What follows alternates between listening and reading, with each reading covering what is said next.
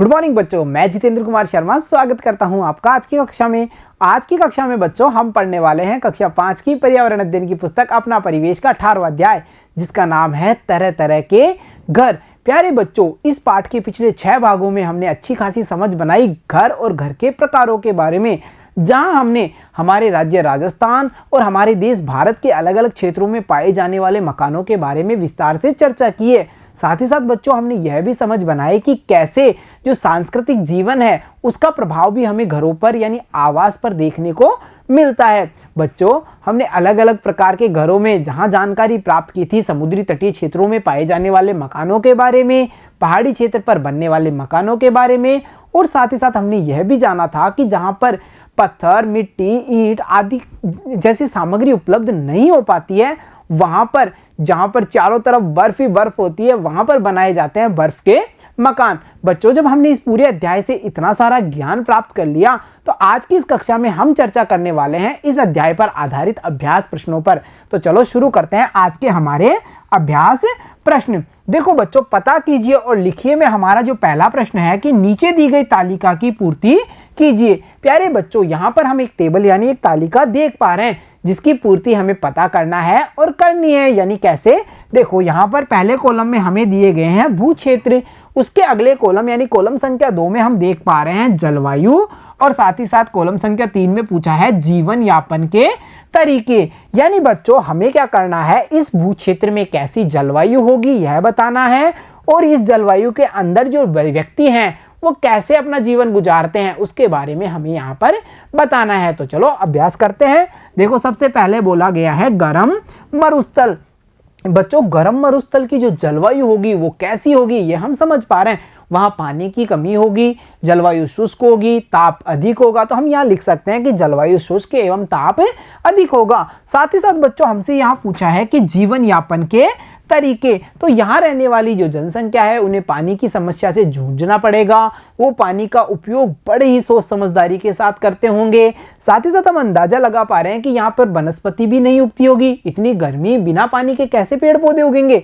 तो वहां पर जो भी मरुस्थलीय वनस्पति पाई जाती है उसका उपयोग ये लोग बड़ी मुश्किल से करते होंगे या अपनी आवश्यकताओं की पूर्ति उसी वनस्पति से करते हैं। साथ ही साथ देखो बच्चों, जो इनके आवास होंगे वो किस इस प्रकार से बनाए जाएंगे कि उनकी छतें ढालू या हमने जाना था खपरेल से बनी होंगी ताकि रेत उन पर ठहर ना पाए। तो बच्चों, हमने चर्चा की गर्म मरुस्थल के बारे में। तो चलो अगला है हमारा ठंडा मरुस्थल। ठंडा मरुस्थल वह क्षेत्र होगा जहां पर चारों तरफ बर्फ ही बर्फ होगी। तो हम ये समझ पा रहे हैं कि यहाँ की जलवायु ठंडी जलवायु होगी। यहाँ पर जो बर्फ की अधिकता होने के कारण ताप कम होगा।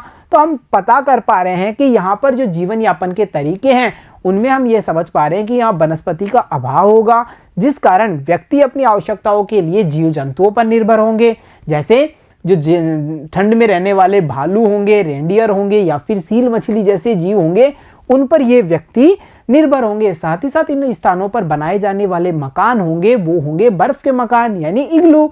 अब चलो बच्चों चर्चा करते हैं समुद्र तटीय क्षेत्र। समुद्र तटीय क्षेत्रों के बारे में बच्चों हमने यह जाना था कि यहाँ पर पानी की अधिकता है, बार बार समुद्री तूफान होंगे, यानी यहाँ की जो जलवायु होगी वो आर्द्र होगी। क्यों होगी? क्योंकि यहाँ पर बार बार बारिश भी होगी, बारिश की अधिकता होती है समुद्री तटीय क्षेत्रों पर, जाना था ना हमने। तो हम कह सकते हैं यहाँ की जलवायु आर्द्र होगी या वर्षा से युक्त होगी। इस कारण यहाँ पर पेड़ पौधे अधिक होंगे। तो जीवन यापन के जो तरीके हैं उनमें हम समझ पा रहे हैं कि यहाँ पर रहने वाले जो व्यक्ति हैं वो वृक्षों और वृक्षों पर आधारित जो प्राप्त होने वाली सामग्री है उस पर अपना जीवन गुजारेंगे। यहाँ पर बनने वाले जो घर होंगे उनमें लकड़ी का प्रयोग अधिक मात्रा में किया जाएगा। तो चलो बच्चों अब चर्चा करते हैं पहाड़ी क्षेत्रों के बारे में। पहाड़ी क्षेत्रों में बच्चों, जैसा कि हमने जाना था कि यहाँ पर बारिश की भी अधिकता होती है, साथ ही साथ यहाँ पर बर्फ की अधिकता भी हमने देखी थी। तो हम ये समझ सकते हैं यहाँ पर भी जलवायु ठंडी प्रकार की जलवायु होगी, जिसके कारण देखो बच्चों यहाँ पर बारिश भी हो रही है, ठंड भी है, तो यहाँ पर वनस्पति जरूर होगी। तो यहाँ पर पेड़ पौधे ज्यादा पाए जाते हैं, इसके कारण यहाँ पर बनने वाले जो मकान होंगे उनमें भी लकड़ी की अधिकता होगी। साथ ही साथ देखो बच्चों, यहाँ पर बर्फ और बारिश की अधिकता के कारण इनकी जो छतें होंगी मकानों की वो ढालू या ढलवा बनाई जाती हैं। तो हमने जाना अलग अलग भू क्षेत्रों में रहने वाले लोगों की जीवन यापन के तरीकों को और साथ ही साथ चर्चाएं की वहां की अलग अलग प्रकार की जलवायु के बारे में। तो चलो बच्चों अब बढ़ते हैं अगले प्रश्न पर, यानी जाना समझा अब बताइए में। देखो बच्चों जो पहला प्रश्न हमसे किया गया है जाना समझा अब बताइए में, वो है आपके मकान में दीवारें बनाने में कौन कौन सी सामग्री का उपयोग हुआ है। यानी बच्चों हमारे मकान में छतें बनाने के लिए हमसे पूछता तो हम बता देते कि सरिये का उपयोग किया गया है कि पत्थर की पट्टियों का किया गया है, परंतु यहाँ पर इन्होंने हमसे पूछा है मकान की जो दीवारें हैं उनको बनाने में हमने कौन कौन सी सामग्री का उपयोग किया है। तो देखो हम कह सकते हैं कि हमारे मकान में दीवारों को बनाने में ईंट, सीमेंट, कंक्रीट, सरिये व बजरी का उपयोग किया गया है। और बच्चों साथ ही साथ आप भी पता करेंगे कि आपके मकान की जो दीवारें हैं उनको बनाने के लिए किस सामग्री का प्रयोग किया गया है और उसे यहाँ पर लिखेंगे। तो चलो अब बढ़ते हैं अगले प्रश्न पर। अगला प्रश्न है हमारा स्वास्थ्य अच्छा रहे इसके लिए मकान में क्या क्या सुविधाएं होनी चाहिए। और ये बात तो हमने विशेष रूप से जब अलग अलग प्रकार के मकान और कैसे बने घर पर हमने चर्चा की थी, तो हमने जाना था कि हमारा स्वास्थ्य अच्छा रहे इसके लिए मकान में दरवाजे, खिड़कियां आमने सामने होनी चाहिए, साथ ही साथ रोशनी के साथ साथ जो शुद्ध हवा है उसका आवागमन होता रहे, इस बात का हमें विशेष ध्यान रखना होगा। तभी तो कह सकते हैं ना हमारा घर एक स्वास्थ्य लाभ देने वाला घर बन जाएगा। तो चलो बच्चों अब बढ़ते हैं अगले प्रश्न पर। और जो हमारा अगला प्रश्न है वो है देखो आपके आसपास के क्षेत्र में किसी को मकान बनाना है तो उसे किस प्रकार की सामग्री का उपयोग करना चाहिए और क्यों। देखो बच्चों आप जिस क्षेत्र में रहते हैं पहले तो आपको ये पता करना है कि वो क्षेत्र कौन सा है। अगर आप पहाड़ी क्षेत्र में रहते हैं तो आपको पता ही है कि पहाड़ी क्षेत्र में अगर हमें मकान बनाने हैं तो लकड़ी की अधिकता होगी। समुद्री क्षेत्र में रहते हैं तो भी आपको पता है कि मकान कैसे बनाए जाएंगे। तो हमने जब पता किया कि जो हमारा क्षेत्र है वो एक समतल मैदानी क्षेत्र है, तो हमें यहाँ पर जो मकान बनाने होंगे उसमें हमें किस किस चीज़ की आवश्यकता पड़ेगी।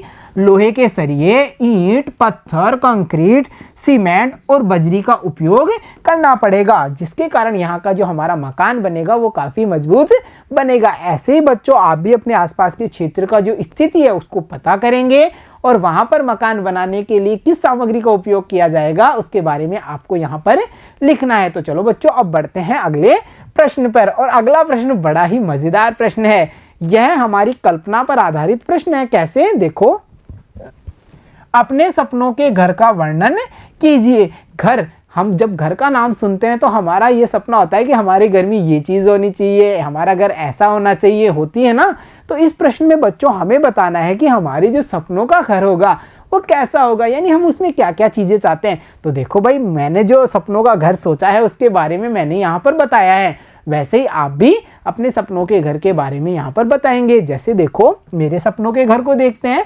मेरे सपनों के घर में निम्नलिखित विशेषताएं होंगी। जैसे घर में सभी सदस्यों के लिए अलग अलग कमरा हो। पहली विशेषता तो ये हो मेरे घर की कि जितने भी सदस्य रहते हैं सबका अलग अलग कमरा हो। साथ ही साथ देखो बच्चों उसमें मेहमानों के बैठने के लिए एक स्वागत कक्ष भी होना चाहिए, ये भी ज़रूरी है। जैसे ही कोई बाहर से मेहमान आए तो उसके स्वागत के लिए हमारे पास एक स्वागत कक्ष भी होना चाहिए। अब बच्चों मेहमान आ गया और उसने कहा मैं आज रुकूंगा, तो उस मेहमान के रुकने के लिए मेरे पास एक अलग से मेहमान कक्ष भी होना चाहिए। तो मैंने लिखा उसमें मेहमानों के ठहरने के लिए एक पृथक कक्ष भी होना चाहिए। तो देखा आपने मेरे सपने के घर में कौन कौन सी विशेषताएं। इसके अलावा देखो बच्चों एक बड़ा रसोई घर हो जहाँ पर हम अलग अलग प्रकार के व्यंजन बना सकें। साथ ही साथ देखो बच्चों बाथरूम की प्रत्येक कक्ष में व्यवस्था हो, हर कक्ष का अलग बाथरूम होना चाहिए। इसके अलावा देखो बच्चों उसमें वाहन खड़ा करने के लिए एक पृथक गैराज भी हो, यानी मुझे अगर मेरे वाहन भी खड़े करने हो तो उसमें एक ऐसा स्थान हो गैराज जहां पर मैं अपने वाहन खड़ा कर सकूं। और बच्चों इसके साथ में मेरे सपनों के घर के बाहर एक बरामदा भी हो और बाहर एक लॉन भी होना चाहिए, छोटा पार्क भी होना चाहिए। साथ ही साथ बच्चों मैं यह भी ध्यान रखूंगा कि मेरे घर में धूप, प्रकाश तथा हवा की पूर्ण व्यवस्था हो, यानी कि इनका आवागमन होता रहे। और बच्चों साथ ही साथ जो ज़रूरी चीज़ है मेरे घर में एक अध्ययन कक्ष भी होना चाहिए। इसके अलावा पूजा के स्थल भी होना चाहिए। जैसा आपको अपने सपनों का घर बनाना है उसके बारे में आपको यहाँ पर लिखना है। तो चलो बच्चों अब बढ़ते हैं अगले प्रश्न पे। और हमारा जो अगला प्रश्न है वो देखिए, अखबार में किसी बहुमंजिला मकान का विज्ञापन देखिए, इसका चित्र काटकर अपनी कॉपी में लगाइए। उसमें दी जा रही सुविधाएं अपनी कॉपी में लिखिए। बच्चों, आपने देखा होगा अखबारों में कई सारे बहुमंजिला इमारतों के विज्ञापन आते हैं, साथ ही साथ उनमें यह भी लिखा होता है कि इस भवन में या इस इमारत में क्या क्या सुविधाएं दी जाएंगी। जैसे इसमें पार्क की सुविधा दी जाएगी, ओपन जिम होगा, यहाँ पर स्विमिंग पूल होगा, स्कूल पास में है, मंदिर की सुविधा है। ऐसा सब कई सारी सुविधाएं उस मकान में, उस एडवर्टाइज में या उस विज्ञापन के साथ में उस इमारत के लिए दी जाती हैं। तो आपको क्या करना है, इस बहुमंजिला इमारत का विज्ञापन को देखना है, इसका चित्र काट करके अपनी कॉपी में चिपकाना है और साथ ही साथ यह भी बताना है कि इसमें कौन कौन सी सुविधाएं दी जा रही हैं। तो देखा कितना आसान सा, कितना मजेदार प्रश्न है।